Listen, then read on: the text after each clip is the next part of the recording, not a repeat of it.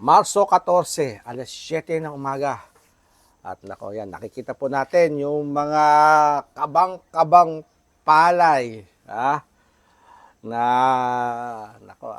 naipon na po ni Kapitan Ben Ruplo.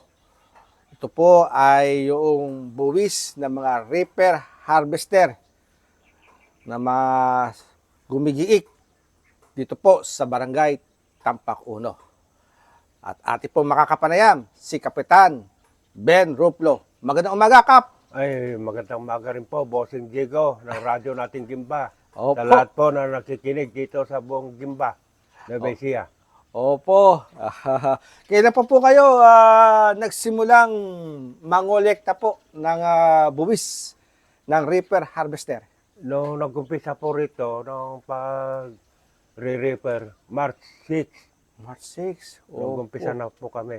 So, naniningil. mahigit 1 linggo na rin po, no? Apo. Opo. At ilan na po ang nakokolekta po ninyo?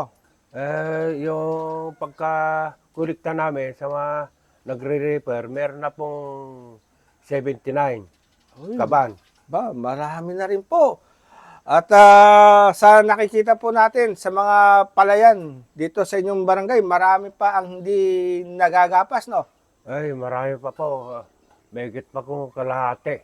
Hindi pa nare-reaper po dito sa barangay Tampacuno po. Ayan. Sa tansya po ninyo, mga makakailang kabang palay po kayo ngayong dayatan? Ay, baka sakali maka 200 kami ngayon. Kasi marami din nagsasabi na bumabang ani. Ani, opo. Ayan. So, ito po, kailan po ninyo ipamimigay sa inyong mga kabarangay? Sa araw po ng gawat, August po, August. August, Opo. buwan ng August. Opo. Ayan.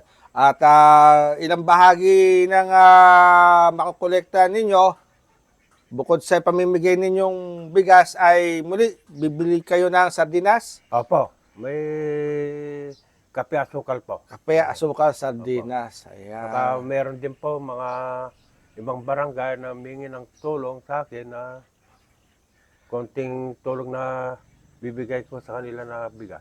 Opo. Ayan. O sige po, mensahe po ninyo sa inyong mga kabarangay, Kap. Sa nakikinig po dito sa barangay natin, ito po si Boss Diego ng radyo nating Gimba. Nandito po, magang-maga. Nagkakapi po kami.